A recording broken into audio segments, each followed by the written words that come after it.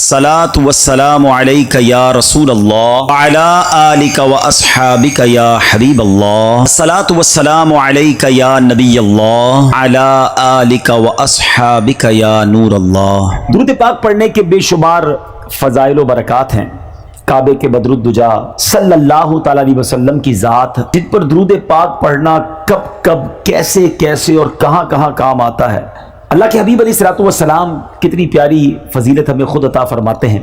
میرے آقا فرماتے ہیں کہ جو کوئی شخص، حدیث پاک کا مضمون ہے کہ جو کوئی شخص مجھ پر روزانہ 50 مرتبہ درود پاک پڑھے گا، کل بروز قیامت میں اس سے مصافحہ کروں گا. آقا ہی نے کام آنا ہے، انہوں نے ہی شفاعت کرنی ہے، انہوں نے ہی پیاسوں کو اپنے ہاتھوں سے جام کوثر پلانا ہے، انہوں نے ہی پل صراط سے پار لگانا ہے. آئیے مل کر آواز بلند درود پاک پڑھ لیں. صلو علی الحبیب صلی اللہ تعالی علی محمد صلی اللہ علیہ وسلم. ہم صبح سے شام تک اپنے روزگار، اپنے کاروبار، اپنی نوکری، اپنے دیگر معاملات میں مصروف رہتے ہیں. اور میں صدیق اکبر رضی اللہ تعالیٰ کی سیرت کا ایک اور پہلو آپ کو بتاؤں. ایک بار آپ کا غلام آپ کے لیے دودھ کا پیالہ لایا. آپ نے وہ دودھ جب پی لیا تو غلام کہتا ہے، حضور آپ جب بھی میں کوئی چیز لاتا تھا آپ ہمیشہ ایک کوسچن کرتے تھے، ایک سوال فرماتے کہ بتاؤ یہ کدھر سے لائے ہو. آج آپ نے پوچھا نہیں کہ کدھر سے لائے ہو. آپ چونک گئے. آپ نے فرمایا بتاؤ کیسے لائے ہو. کہ حضور میں نے زمانہ جاہلیت میں جب ایمان نہیں لائے تھے، اس سے پہلے میں نے ایک مریض پر منتر پھونکا تھا، اس منتر سے اس کا کام بن گیا تھا. آج اس کی مزدوری میں مجھے اس نے یہ دودھ دیا تھا اور وہ میں نے آپ کو پیش کر دیا. اللہ اکبر. حضرت ابوبکر صدیق نے جب یہ سنا نا، آپ بڑے پریشان ہو گئے. آپ نے اپنے منہ میں انگلیاں ڈالی، قے کی، الٹی کی، کسی طرح بھی یہ دودھ میرے جسم سے نکل جائے. جب بہت زیادہ قے کر لی، اس کے بعد اللہ کی بارگاہ میں عرض کی، مولا جو میرے ہاتھ میں تھا میں کر سکتا تھا میں نے کر دیا. اس غلط جو دودھ میرے اندر چلا گیا اس کو نکال دیا. اب میری رگوں میں جو باقی بچ گیا ہے مولا وہ تو معاف فرما دے.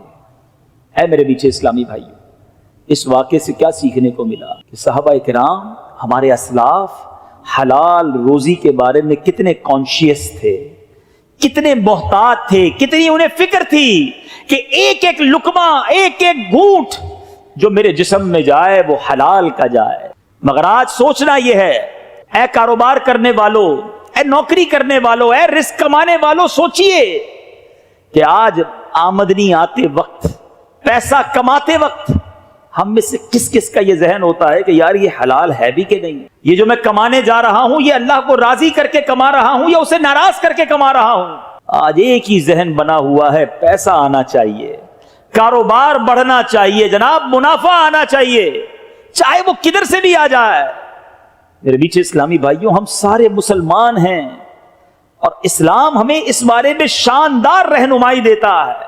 اللہ تبارک و تعالی قرآن مجید فرقان حمید میں ارشاد فرماتا ہے، واضح اعلان ہے، یا ایھا الناس کلوا مما فی الارض حلالا طیبا ولا تتبعوا خطوات الشیطان انہ لکم عدو مبین.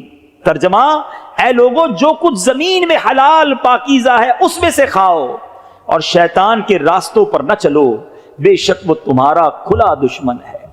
اب حلال کمائی کہتے کس کو ہے ذرا سمجھ لیجئے. ایک تو کھانا جو ہم کھائیں وہ بھی حلال ہو، سبزی ہو یا ذبیحہ گوشت ہو، ہاتھ سے کٹا ہوا جو بھی مرغی، چکن، مٹن، بیف یا سبزی، جو چیزیں حلال ہیں وہ ہوں، یہ حلال ہے، مگر یہ حلال طریقے سے بھی حاصل کی گئی ہوں. کوئی جناب سبزی رشوت میں لے آئے، کوئی کسی سے چوری کر کے حلال گوشت لے آئے، یعنی خوراک ہو بھی حلال اور حاصل کرنے کا ذریعہ بھی حلال ہو، یہ بہت ضروری ہے.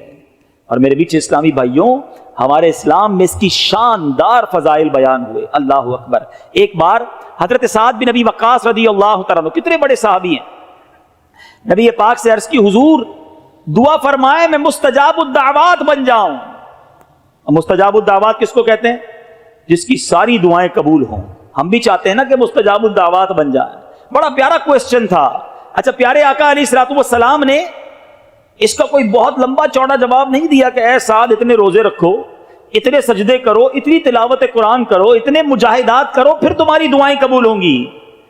پیارے آقا نے ایک جملے میں جواب عطا فرما دیا. فرمایا، اے سعد اپنی غذا پاکیزہ کر لو، تم مستجاب الدعوات بن جاؤ گے.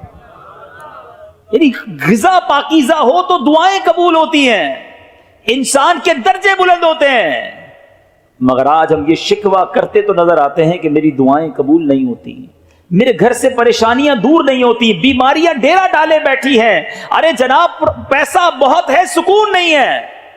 مگر کبھی سوچا کہ میں پیسہ کما کیسے رہا ہوں؟ میں نے کہاں چیک کروایا، کدھر میں نے غور کیا کہ یہ سب حلال ہے کہ نہیں؟ کہیں سے میرے پیسوں کے اندر، میری آمدنی، میرے بزنس، میری جاب کے اندر حرام تو نہیں آ رہا؟ اے میرے بیچ اسلامی بھائیوں، بعض اوقات ہمارا سارا کام حرام نہیں ہوتا، مگر ایک غلطی، ایک مسٹیک، ایک غلط انداز ہماری روزی کو حرام کر رہا ہوتا ہے۔ مثال کے طور پر آپ ایک بڑا سا پیالہ لے لیں، برتن بڑا سا لے لیں اور اس پر دودھ اس کے اندر بھر لیں اور اس کے اندر 2 قطرے گندگی کے ڈال دیں، تو اب آپ اس دودھ کو پیئیں گے؟ 2 قطرے کوئی پیشاب کے ڈال دے اور کہے جناب دودھ پیجئے، ٹھنڈا میٹھا دودھ ہے، تو آپ کہیں گے 2 قطروں نے ان پاکیزہ ٹھنڈے میٹھے دودھ کو خراب کر دیا۔ اسی طرح کہیں ہماری بزنس کے اندر، کہیں ہمارے کاروبار، کہیں ہماری جاب کے اندر ہم کوئی ایسا عمل کر جاتے ہیں کہ وہ عمل ہماری روزی کو حرام کر رہا ہوتا ہے، حرام کی کمائی ہماری حلال کی کمائی میں مل کر اسے آلودہ کر رہی ہوتی ہے اور ہمیں اس کا احساس بھی نہیں ہوتا۔ ایک بار نبی پاک علیہ الصلوۃ والسلام نے ارشاد فرمایا، اس ذات پاک کی قسم جس کے دستے قدرت میں میری جان ہے، آدمی اپنے پیٹ میں حرام کا لقمہ ڈالتا ہے تو 40 دن تک اس کا کوئی عمل قبول نہیں ہوتا۔ جس بندے کا گوشت سود اور حرام گوری سے اگا ہے اس کے لیے آگ زیادہ بہتر ہے۔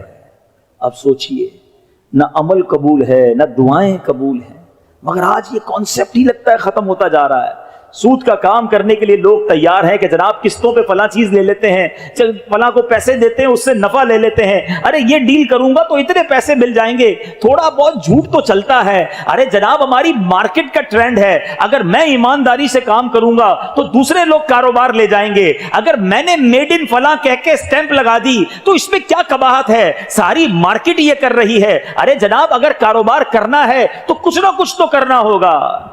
اگر یہ ہمارا ذہن بن چکا ہے تو بتائیے ہماری عبادتوں کا کیا ہوگا؟ حرام روزی کما کر ہم کیسے رب کو منہ دکھائیں گے؟ اچھا شیطان بڑا مردود ہے نا، جو لوگ حرام کماتے ہیں نا ان کو پتا ہوتا ہے کہ ہم گڑبڑ کر رہے ہیں، ہم جھوٹ بول رہے ہیں یا ہم ملاوٹ کر رہے ہیں یا سود کا کام کر رہے ہیں۔ اچھا اب شیطان تھپکی کیسے دیتا ہے؟